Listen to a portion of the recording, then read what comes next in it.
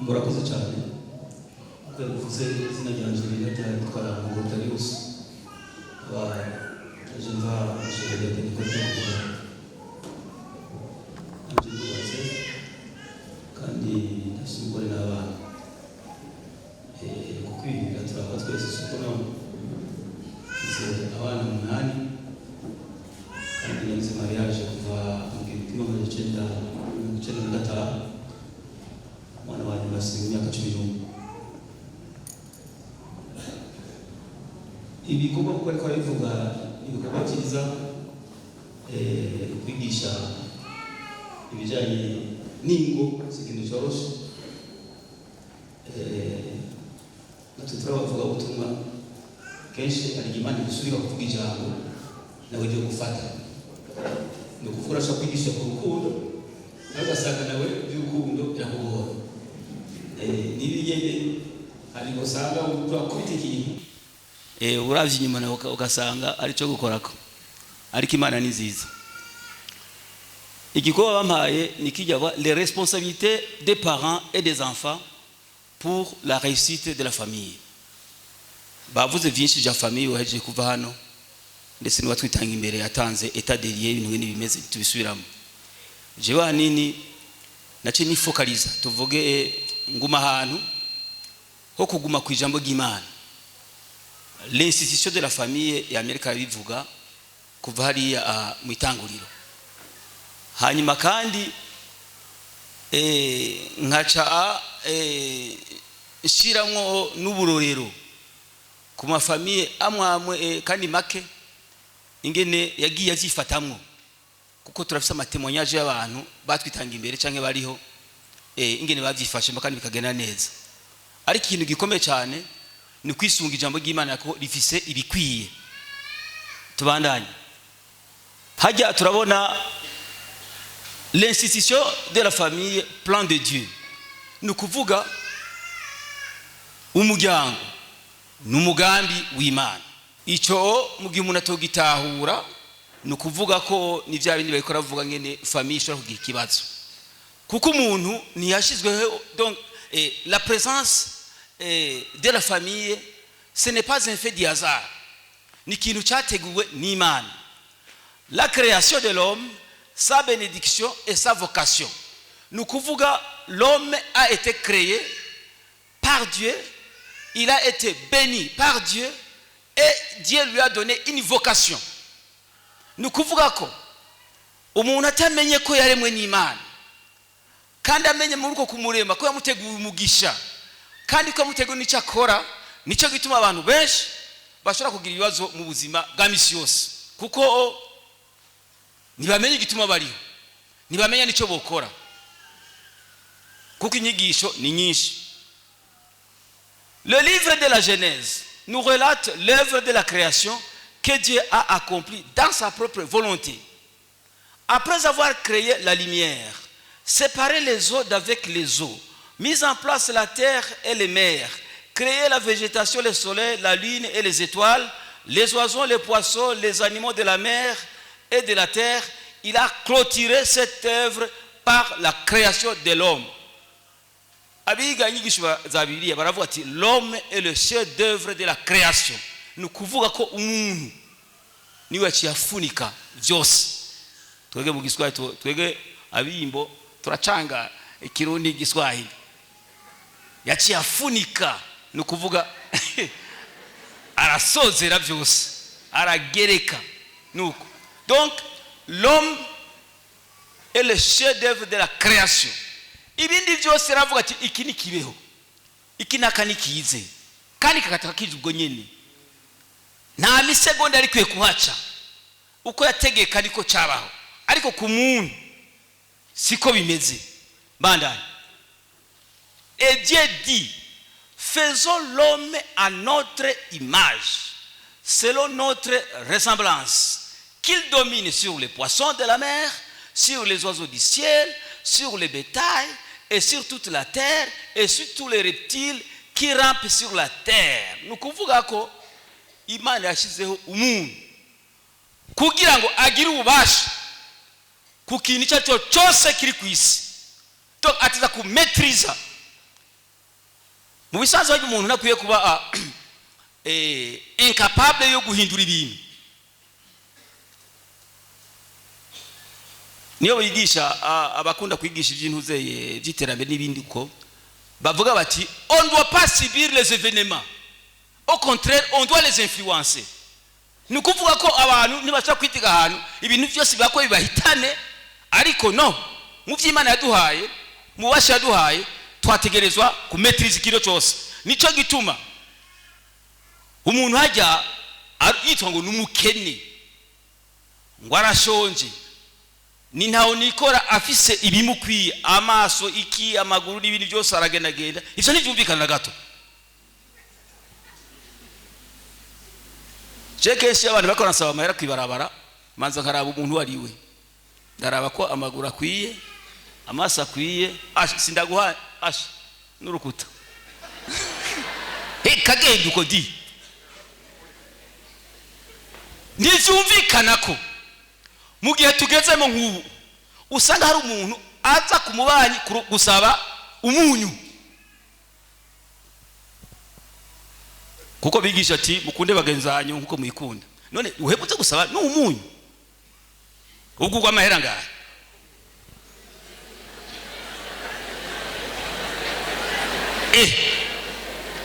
Ugurwa amahera ngahe umunyu? Amahera ijana uraronka umunyu.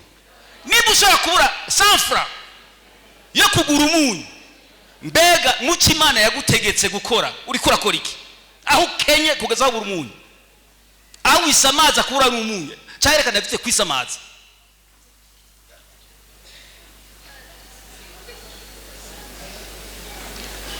Ikibiriti kigwa amahera ngahe? Hari abantu badashobora guteka gucana umucana kuko babuze n'ikibiriti, s'il vous plaît. Muri vocation uko Imana yaremye umuntu ivyo ntibirimwo, ni kuvuga umuhamagara Imana yaguhaye ntawuzi, kuko roteza kubura n'ikibiriti. Ikitavuzo cyo cyari gusanga umuntu. Nabonye umwigisha umwe wanje ambwira ati ngo sinja gusenga ngo nta mpuzu mfise, ngo nta mpuzu ubu uja kuri impuzu kubera iki? Haruri yavuze ngo ndarima ngumva bica bigorana iki. Ivyo byose sivyo, kuko si ubunebwe n'ibintu byo ku n'ibintu utamenya. Ngo isanzwe Imana yaravuze ati yarabaha itongo ngo baririme, suko none kandi barigirene, kandi barigirene, baribungabunge, barizigame. Ariko mu ntango urabona ko Adamu yigira kiyamurira gusuko, suko none. Ariko ibyo kurima byari mu murindiri hajye. Turi kumwe? Abantu rero barafite icyo bita mu Gifaransa l'instinct de la cueillette. Ni ukuvuga iki? Bagomba kwamura gusa ivyeze, ivyeze gusa nibyo bagomba kwamura. Nico gituma ibiturire mu gihugu bidashobora guhera kuko bagomba ivyeze. Yego.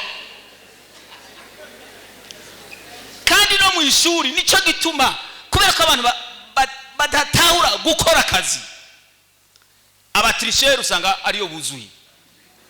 None tumbwira umuntu yize ishuri atrisha azova mu iki? Ejo ni wamuha ugabwira directeur general ukamuha ikashe na signature, azokora iki?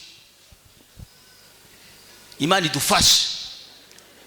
Ni kuvuga mu ma responsabilité ko ndavuga ahanini ahagaza hanyene. Imana ayo ma responsabilité yatanze kuva kare.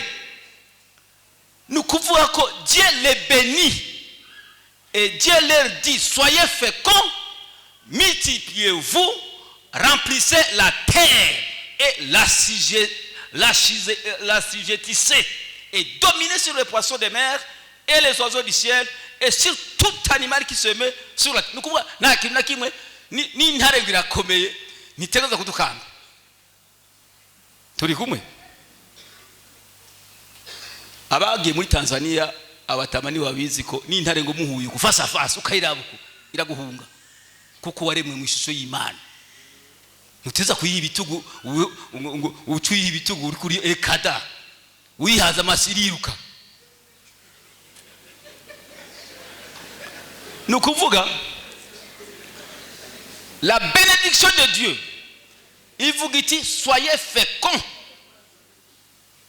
umugisha banyereka aravuga abisirayeli ni kuvuga umwisirayeli ataronse umwana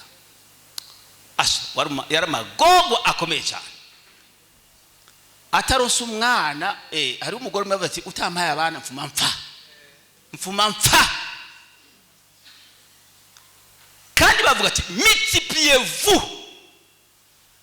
iyo multiplication mbega igarukira he ikirere ni kibazo gishobora gutera ikibazo muri societe kuko haraje izindi nyigisho kandi amategeko menshi arahari kandi nivyo ariko kandi Imana igihe je mvuga nti Imana igihe yaturema na ma frontiere yasizeho ntambibe na ma passeport yatiza kuronderwa ugomba kuja i Kongo cyangwa ugomba kuja i Tanzania kuko yose ni isi Imana yagize nte yaduhaye ni kuvuga Musa abarundi bose uwo batarika bose akabaja bukanajya muri Kongo akabanugayo bose nta nuwomenya ko ari umuntu yajagutse kubera ni igihugu cyagutse kibuza abantu ariko ko baturimise ubu umva turafyikanye hakajaza ama politique tuvuga akomakomeye ingene bikwe kugenda ivyo navyo bifise ibintu de conséquences néfastes sur la société kuko abantu bariko barigishwa ingene bakwe kubigenza ivyo navyo bifise ama conséquences atyo baca batwageza rero ko twekumenga tugomba gutera ibibazo uko ariko kandi ivyo nitubijemo birere ariko Imana ivuga ati soyez féconds multipliez-vous remplissez la terre. Ce n'est pas remplissez le Burundi, ce n'est pas remplissez la Tanzanie, c'est la terre. C'est la terre, non pas le Burundi. Et le Burundi c'est une composante de la terre. Ivyo rero urumva ko uko ariko dominer sur les poissons des mers nukuvuga ko hariya mu kiyaga twe turabo mu kiyaga hariya nukuvuga yuko ziya zose ni ivy'Imana yaduhaye ngo tubifungure nushaka kuvuga ngo ifi zananiye kurobwa kandi ziri muri Tanganyika haje kuko Imana hari byo yagishizemo kugira ngo tuziye kandi zitumere neza ariko sanga baragwaye umva bamerewe nabi cyane kuko hari byo batajya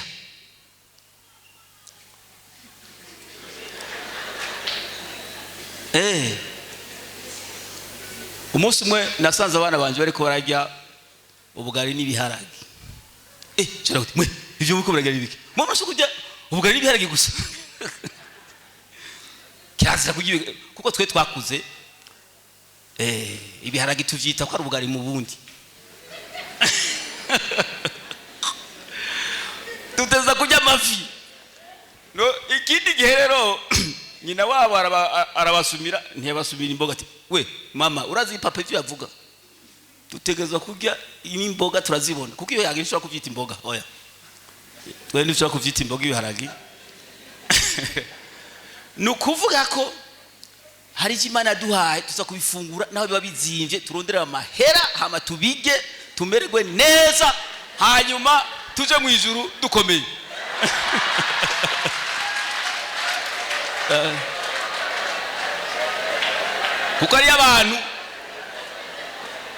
kuko ari abantu banezerwa n'ubukene ati twe tuzojya mu ijuru ako twe tuzokwirira mu ijuru hariya tuzojya imisokoro tuzojya sinzi ngumutobe w'umukaka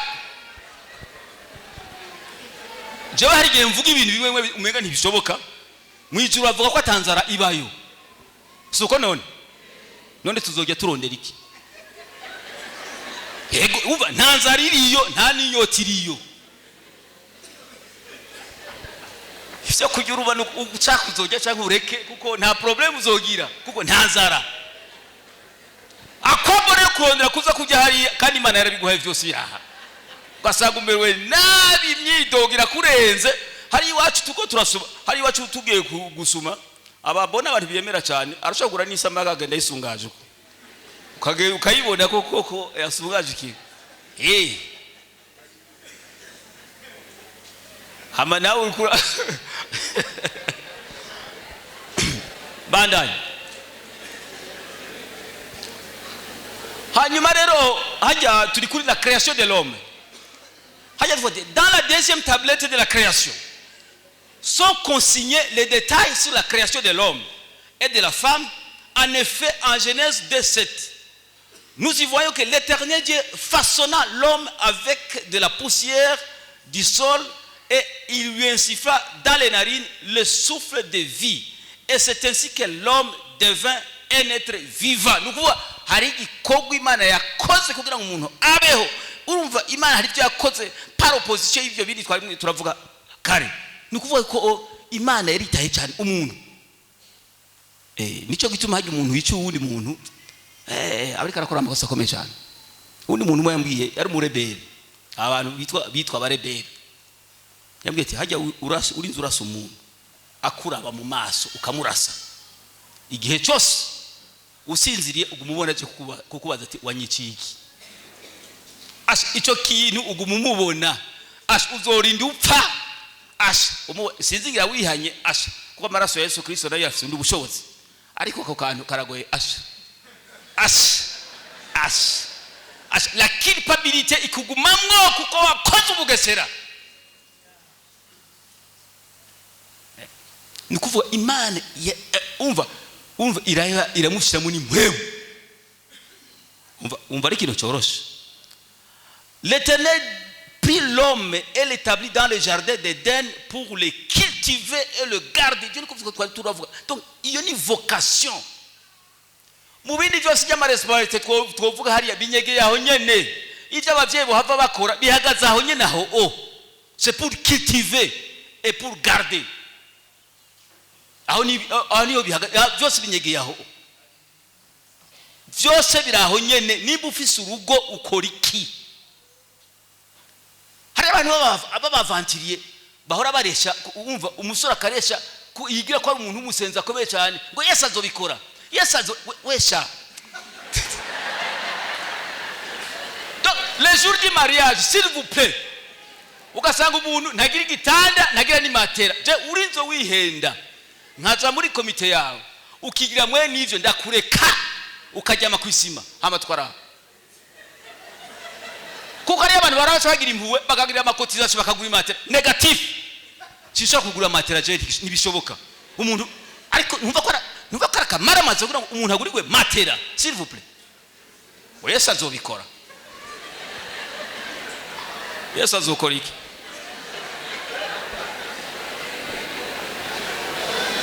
Iyo ni aventure, iyo twita ko ari aventure. Uko sinzi Imana ntiwayimenye yariyo. Wewe uzi ko nzaza gusoma sengesho ndagomba matera siza bakubwiye gukora akazi baraguhaye amaboko baraguhaye amaguru baraguha n'ubwenge. Imisozo uzokamubwira amasengesho turagomba ijya ngaha bizokunda. Ufise abana byote mwabana ale je mu cyumba twese ngo dufakame turonka ifungo ego Maria ma circonstance ashobora gushika abantu bagasenga Imana kandi Imana ikishura. Ariko si ja misi yose. Si ja misi yose. Hari ibihe Imana yintervena. Naje ndibuka igihe nagiye kwiga amashuri nsize umugore mu rugo. Nari sanzwe nkora akazi ka leta amaze kwiga amashuri ya Bibiliya.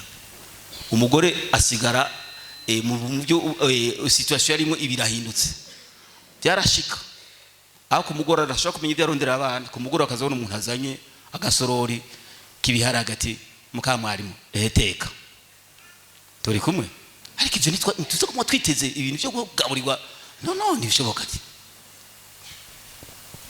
Tuandanye. Subiri nyuma gatoya.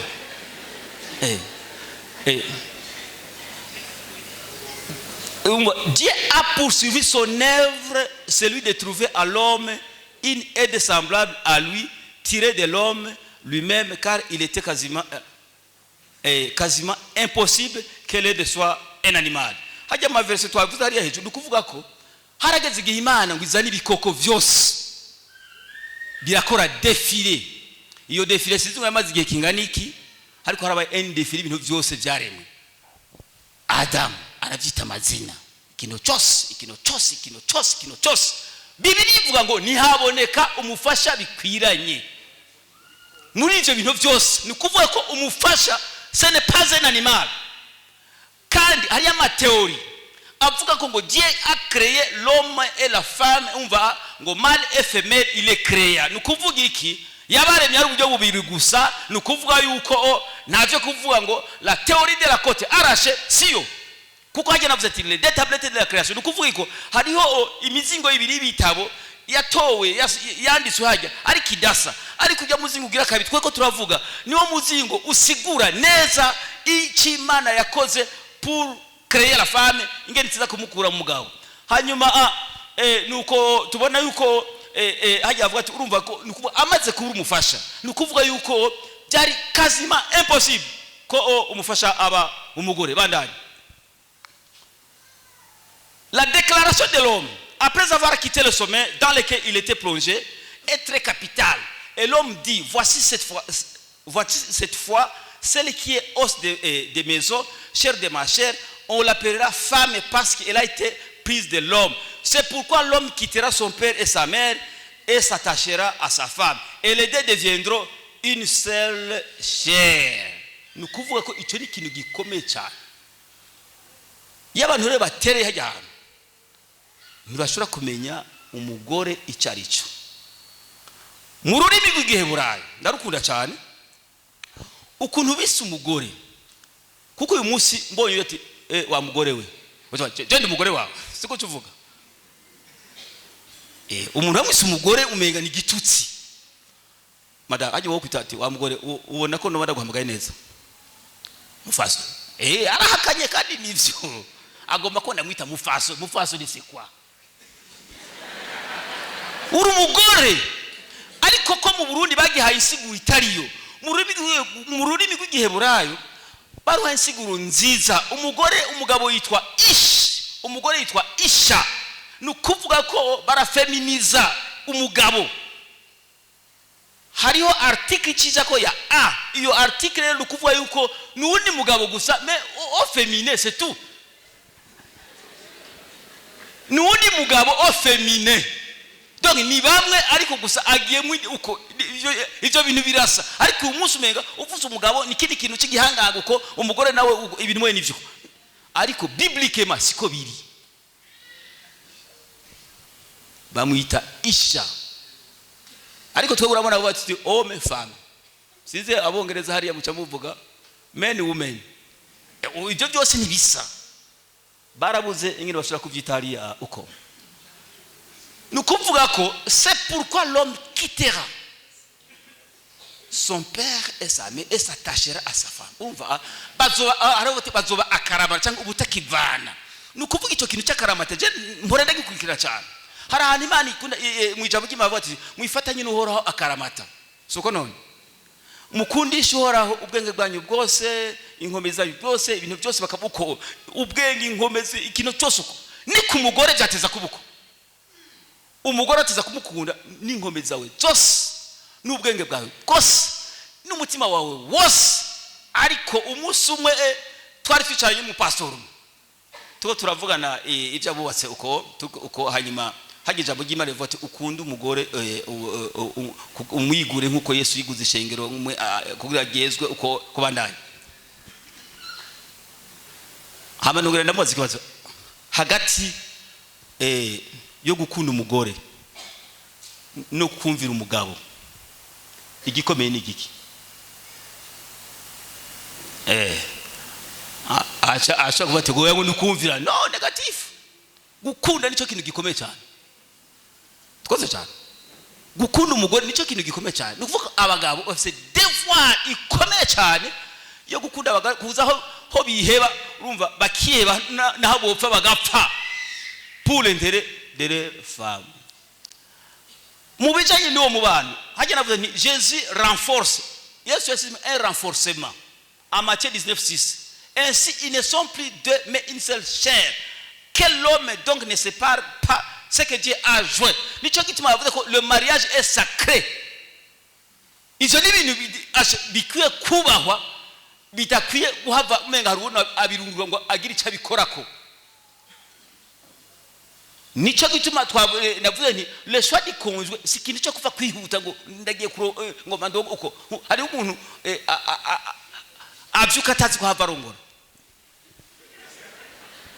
ukavuga ngo nakayarongwe byagenze gute urumva yahuye n'umunsizi mu kabare hehe uko akaca rongora.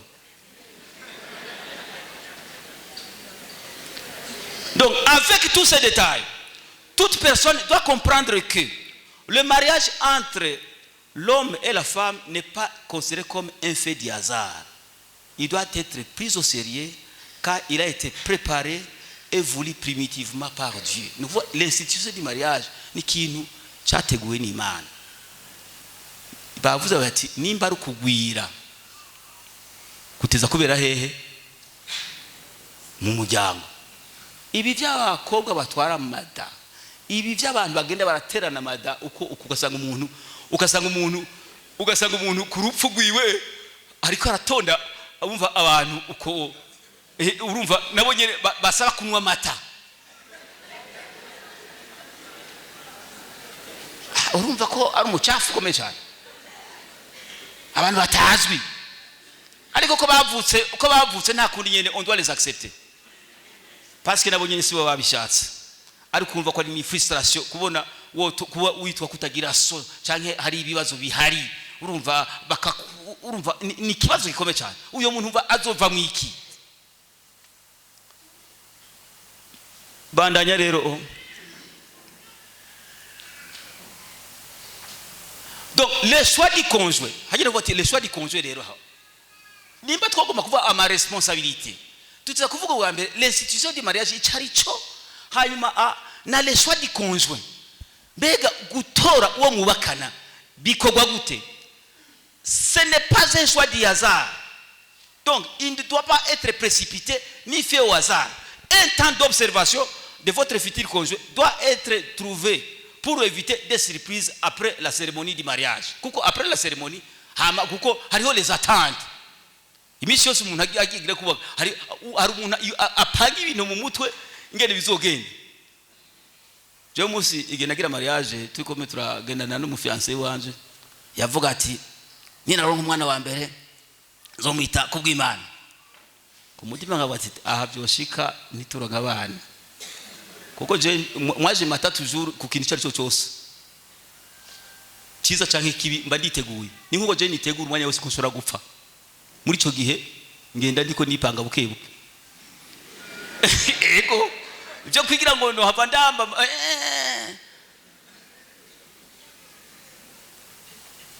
ariko umuntu apanga ibintu ngene bizogenda no. Donc urashaka guhura na surprise. Certains gens choisissent les conjoints qui finissent par les maltraiter physiquement ou verbalement. Ils se plaignent en disant je ne savais pas qu'il était comme cela. Est-ce que cette observation à elle seule suffit? Naho ukora ivyo ukagenzura neza uwo muzokubakana ivyo byonyene ntibihagije. Hagimere bavuga gute?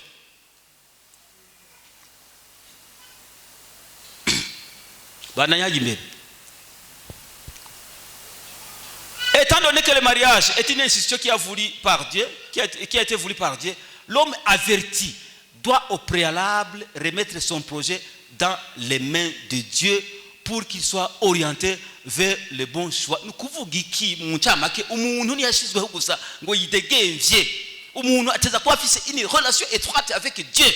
Bitaruko wewe sinzi urumva ni nk'ibato ni nk'ubwato buriko buragenda udafise busoro.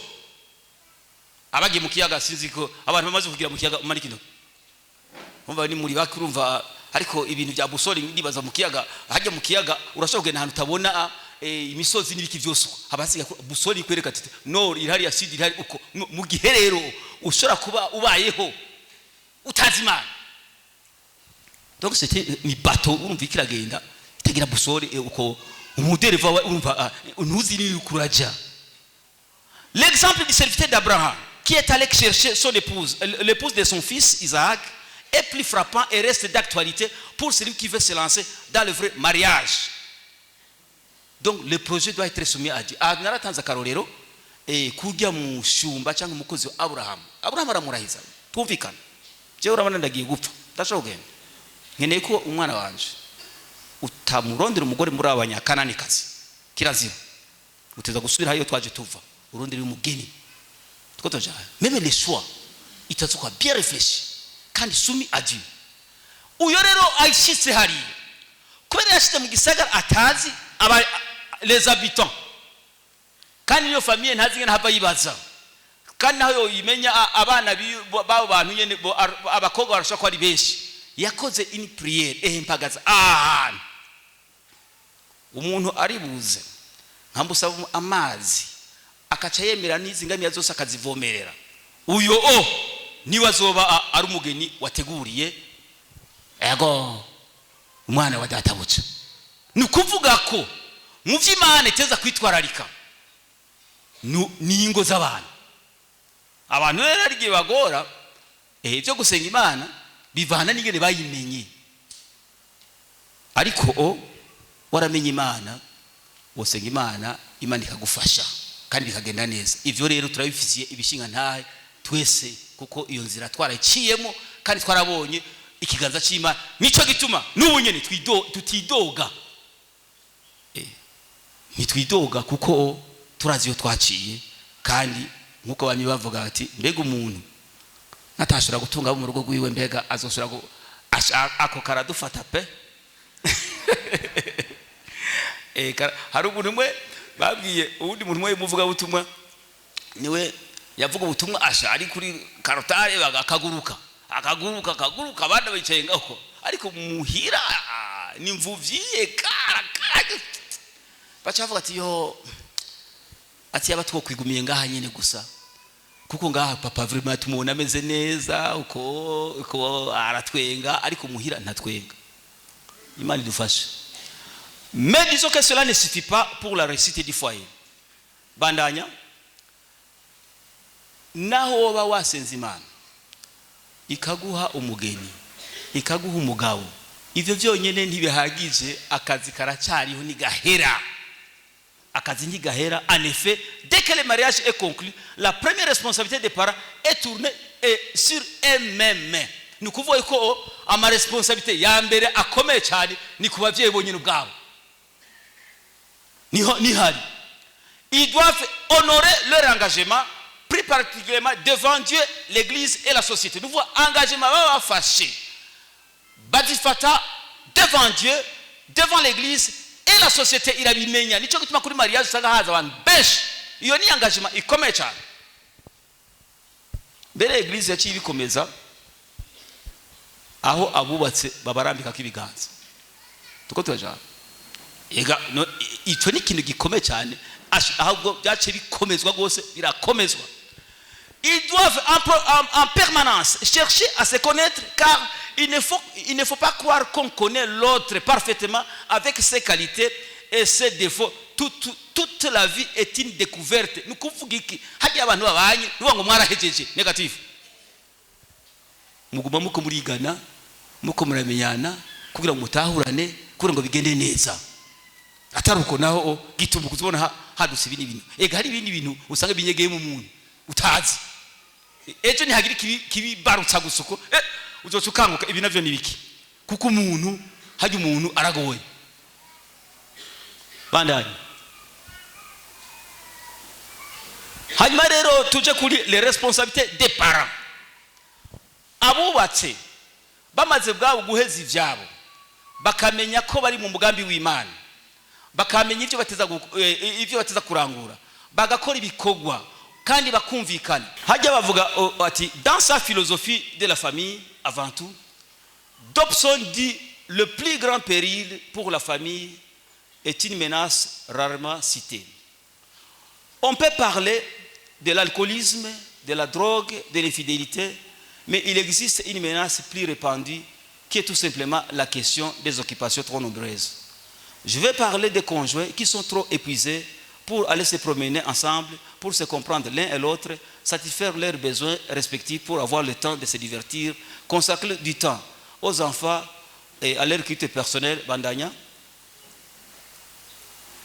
Les maris travaillent souvent en dehors de ces heures normales pour garder un certain niveau de vie, l'épouse travaille à l'extérieur tout en essayant de s'occuper de la maison, tout le monde est au bord de l'épuisement. Uyu yitwa Dobson w'umunyamerika, umuntu w'umuganga uko kandi yakoze cyane mu bintu bijanye no kuzigama ingo uko igumane imico ya kera.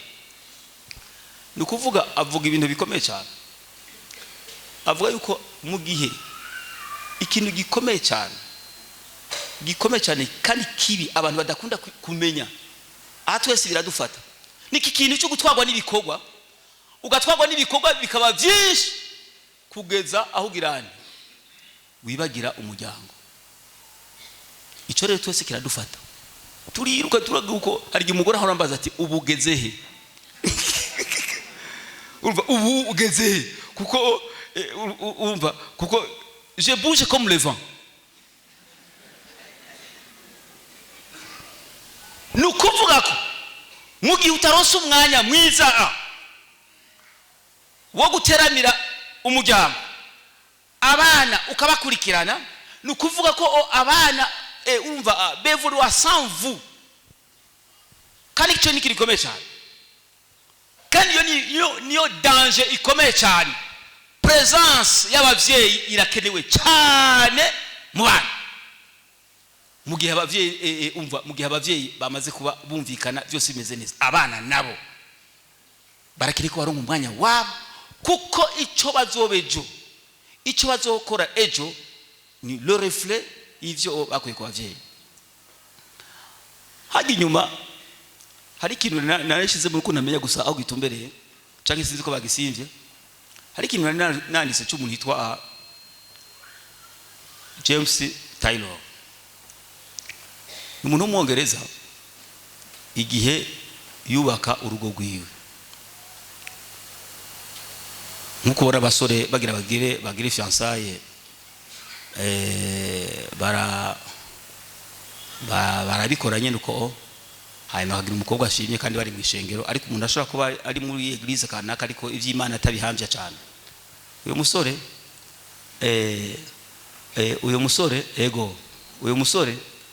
ni kuri point de okay. Uyu musore rero nukuvuga icyo yakoze, arongoye umunsi bari kuri mariage bariko baragendagenda n'umugore w'uko abati twumvikane uyu munsi ibintu by'imiziki, ibintu byo kwinezeza ku bukwe, ibintu byose byose uzi bidashoboka ndavyanse.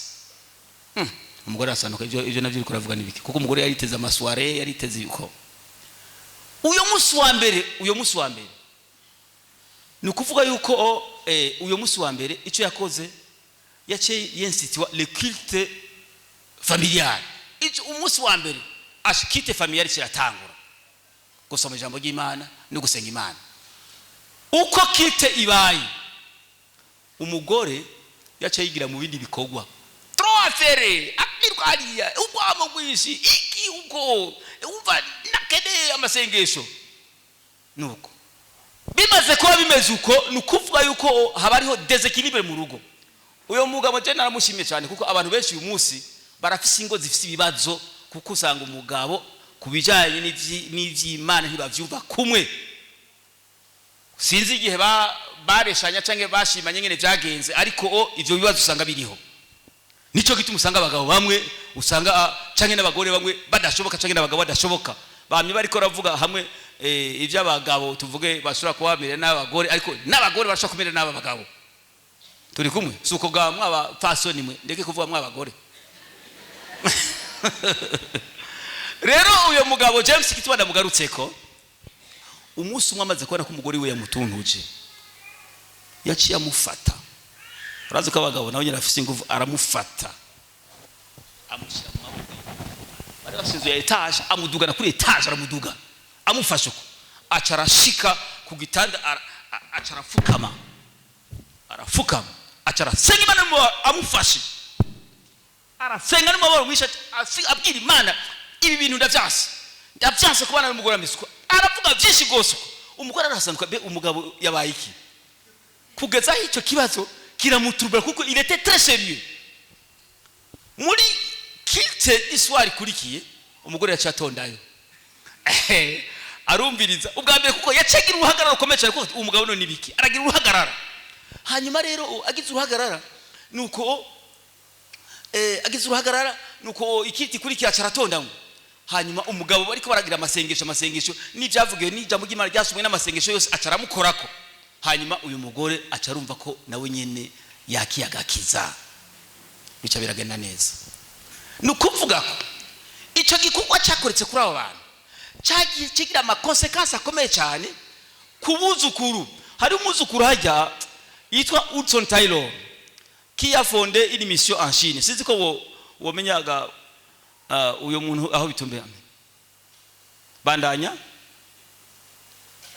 Nukuvuga ko le résultat sur cette meilleure façon de vivre en famille et l'encadrement des enfants qui a suivi doit absolument provoquer des conséquences positives sur les générations futures, comme le témoigne le petit-fils Hudson Taylor. Hudson Taylor yabaye le fondateur de la mission à l'intérieur de la Chine. À l'âge de 50 ans, Yabuziki, pour moi-même et pour le travail que Dieu m'a permis d'accomplir, je dois une inexprimable reconnaissance à mes chers parents et vénérés parents qui sont maintenant dans leur repos, mais dont l'influence de leur vie demeurera à toujours. Nous kuvuga iki uyo mwana uyo muzukuru azafite imyaka 50 yari karashima igikorwa abavyeyi bakoze kuri we. Nukuvuga ko abana bacu nukuvuga bazoba icyo twabagize varmeme na buzukuru, kuko ivyo ubwira umwana wawe nibiwe nawe nyine azobwira abana biwe, bizoguma biko birabandanya nkuko miyabanye barabitwigisha muri famille ngene bigenda birakoroka. Nico gituma nariko nasomye muri Bibiliya kenshi Imana yarahana abantu ikacihana urumva n'abana babo n'abuzukuru babo. Icyaha cyakora se kigakwegera n'umwana uko hari ahantu Imana yabwiye Yeroboamu iti ati urumva umwana azopfa gusa neza hambwe neza n'uyu nyene abasigaye bose bazopfira mu gahinga. Imana yabwiye ivuga iti ko wakoze ivyo nzoruhuka atanumwe mubi wawe asigaye ari ku gicaniro kirazira ku cyaha gikozwe ni umva kugusamara kwase uko ni kubana biwe. Size twabandaniza rero hariya kubijanye n'ama responsabilité des parents. OK, ceci nous amène à dire que lorsque deux chrétiens décident à se marier, l'intensité conjugale leur est absolument nécessaire d'une part et leur devoir est de s'occuper de leurs enfants d'autre part. On n'a pas le droit de compromettre le bien des petits pour faire face à d'autres tâches. Nous kuvuga ko twega bavye dufise igikorwa gikomeye cyane cyo kwitwarika abana bacu. Jeje buneragiza kantu gato yakakajibire ka 25 ans de mariage. Dategura umunsi mukuru mutoya gusa uko twigine imyaka 25 twone umugore uko hayima ndatumira abantu bakeya gusa uko abana baraza ngaho nuko turagira umunsi mukuru uko turavuga ijambo twegeye twareshanya ngene byagenze uko madame aravuga nuko hayima n'abana turabaha ijambo abana barabati turashimiye by'ukuri abavyeyi bacu by'ukuri paratureze neza by'ukuri ntagorane kabara twitwaritse uko ati kabebe nako ni sawa. Kuko hari cyo babonye muri famille uko ati baratureze neza uko ivyo byumva ko ari byiza. Donc pour grandir et s'épanouir, l'enfant a besoin avant tout de se sentir en sécurité. Il trouve cette sécurité dans la tendresse que ses propres parents lui témoignent et non les grands-parents. Ibi bintu byo kuza gukura kwa nyokuru no kwa sokuru ivyo sivyo. Hango wagiye gukura kwa sekuru umwana atiza kurigwa na se nande na nyina. Je nabwiye umwana wanje twumvikana bijya bintu byo kubaka urugo ngo nshinze inzu ngaha ngo umuhungu wanje ngaha ngo sizi undi hajya iwaje negative nikibaho digishoboka kutoka kuri parcelle imwe ntikibaho wuwatse distance niwemere kuza gufungura iwaje kuko ufise umugore rondere byo mu gihari apana kuza gufungura iwaje. Umunsi umwana waje mukuru yagira mariage, navuze ijambo tumvikane, wesha ndagusohoye ubu rero ngira ndaguhe ratio y'amezi 3, cenda guhana umutayi wo kudandaza kuko wanse kwiga university, hanyuma amezi 3 ahetse uduca wimenya turavanye ko uca wimenya kuko abantu mega umva ugomba kurongora gusa ariko utazi ngene uzobaho. No, ni bimwe bamwe bati ce n'est pas l'amour gusa, amour ibiki udashobora kuronka umunyu n'umwana gwawe udashobora kuza kumuvuza, ega uvyara abana bazohava bagwara. Nico gituma ari kibazo kuvyara abana utazi ngene uzobafata. Nico gituma na leta icitwiruka ko eti mwe muko muravyara bo mudashoboye ni mugaba kuko uri kwakora ibintu udashoboye. Wogo ngo bagwize gusa bace baba bamayibobo, ico kirabaho.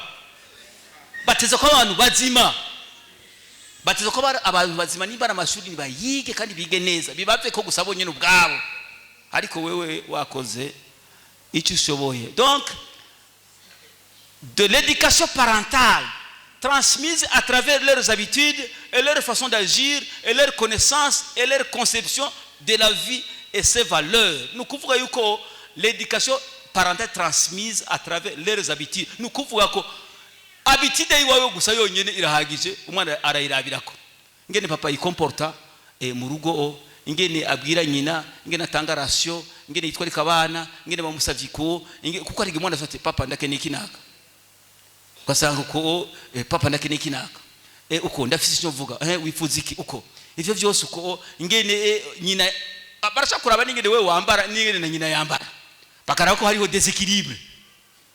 Egari y'abagabo bashaka gutinya kugenda n'abagore babo, ibyo murabizi kuko muhagaze uko ukibona la différence. Muravuga nti twega abapastori twe turibara cyane kuko iyo tugiye kuvuga ubutumwa bagomba kutuzimana manido, inyama, amata, ibiki uko. Mais à la maison est-ce que biriyo kugomba kwegizisha ko abakristo baguha amata, baguha inyama, inkoko zokeje n'izitetse kugaza kugwara na gute uhebwa diabete ibiki byose bigacangana, ariko muhira ugasanga abantu ashe bakanuye amaso uko.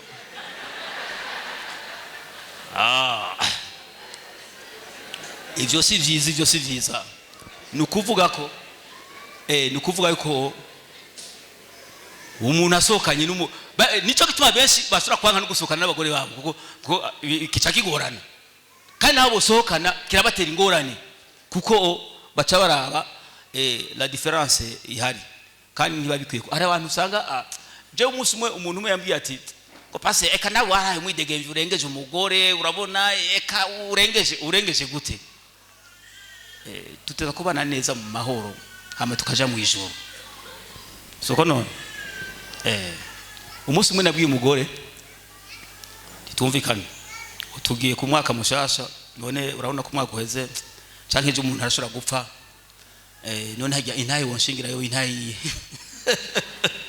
wonshingira intaye ati vraiment papa Olivier vraiment asha urabona ko twabanye neza iki asha no bivuga neza asha sinidoga neza cyane, naho hashobora guca mu tuntu duto baraturepara kugira ngo twavanse.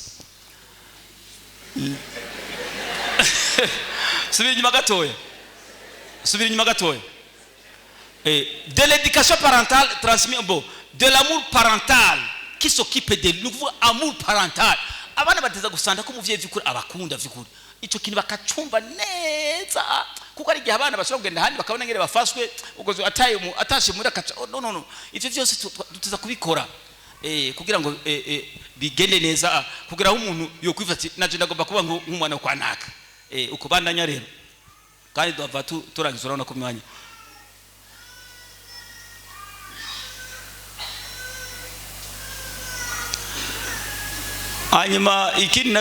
Lorsque le bon choix du conjoint a été effectué, que le mariage parvient à produire des enfants qui assistent à une bonne prise de responsabilité parentale, les enfants doivent, ok. Nous sommes ici, nous arrivons maintenant comme responsabilité y'abana.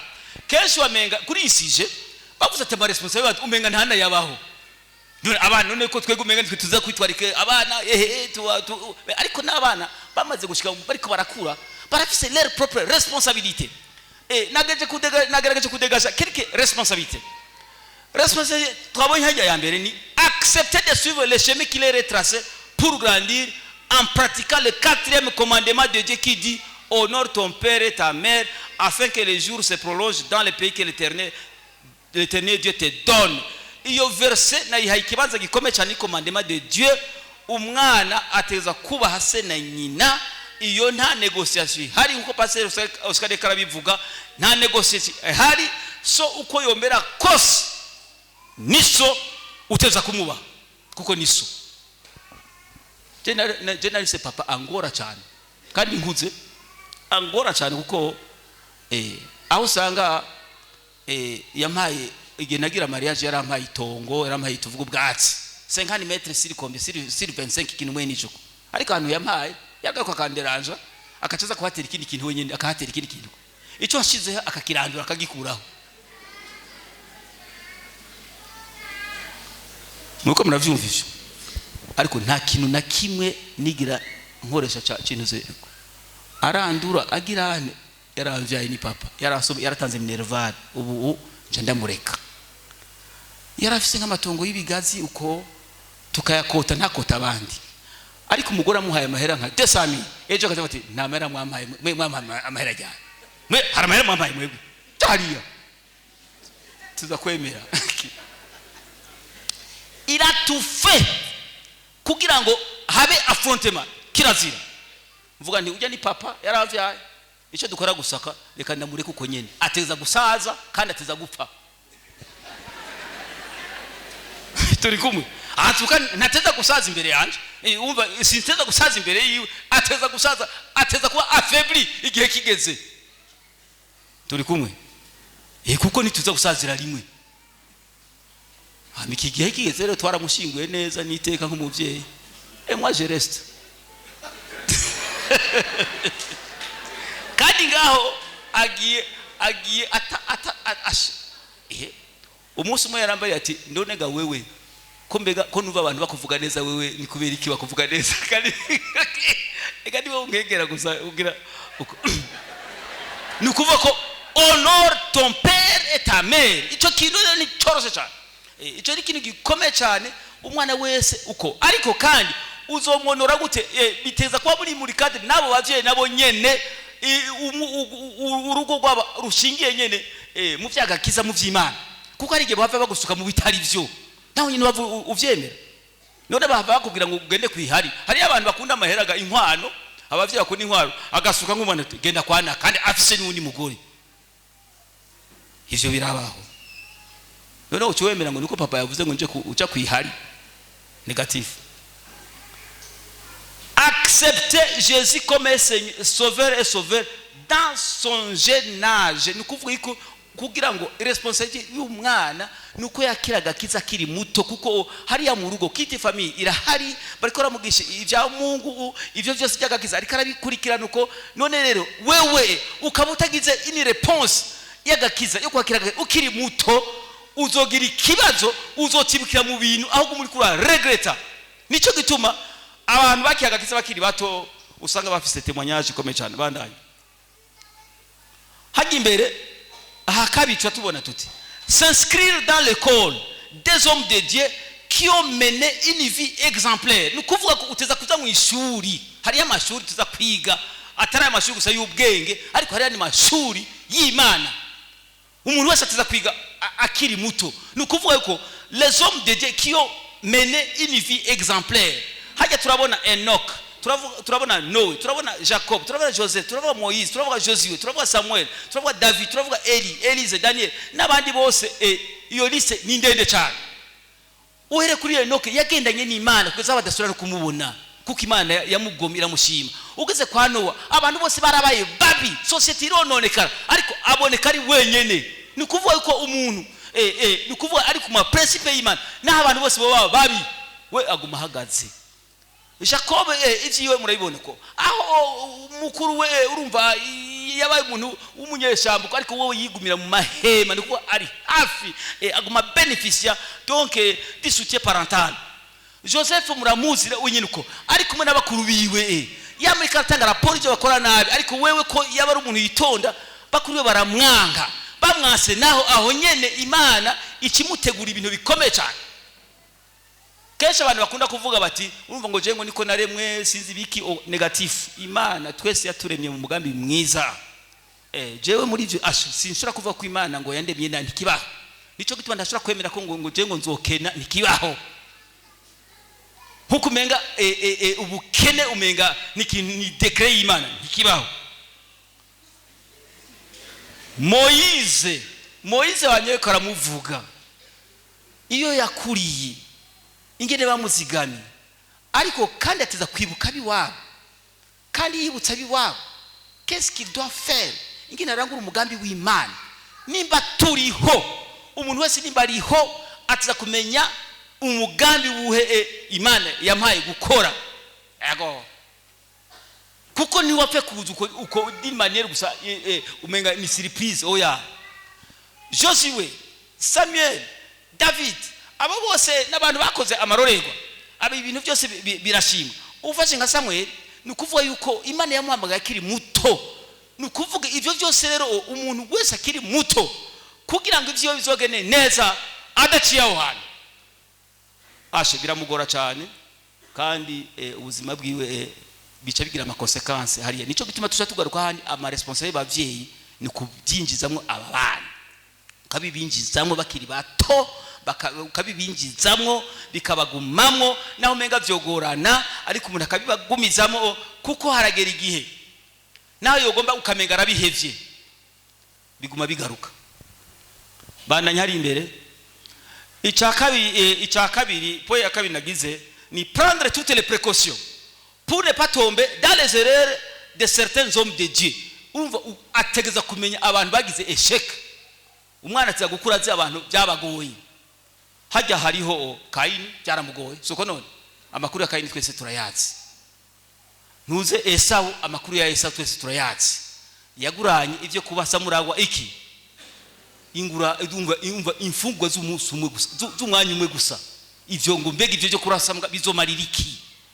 Hariho Samson n'umuntu avutse ari munaziri uko yashizweho kugira ngo atabara ubwoko bwo ariko acaza kurongora umufisi y'akazi acaza kurongora Delila akamariko arakina nawe kugeza aba mu nogora n'amaso. David n'umwami yakuzwe n'Imana ariko kandi igihe kigeze biramugora aza gusambanya umugore w'abandi atako n'umugore umva n'umugabo we aramwicisha agwa ku rugamba acaramucura. Imana yavuze ijambo ko wakoze ivyo inkota ntizova mu rugo rwawe yego. Hariho les acteurs ko abantu bakora zicatsi guma zikozera abandanye naho wiha kuko Daudi Imana namwe yari hari ariko igihano kiguma kiri hari hariho ibihano bigumaho abantu babatemuko ari mucyo muvuga yuko Naboti yatutse Imana setu hadi bacha mutera mabuye yega byaciye bibuko nyine Naboti aba yapfuye aje dubu fata uruzayo rero umugore yitwa Ezebeli niwe Ahabu arongora bateza gupfa urubi ni kuvuga bateza amaraso yabo ateza asha kuri gatwa n'imbwa yago. None rero abana responsabilité zabo je nabonye nizo Imana nibahezagira. Turagushimiye Mana turagukengurukiye kuri Imana kandi kushobora vyose nushigwe hejuru kandi uri nyine ijambo shishora kubana n'abakozi mu izina rya Yesu Kristo amen.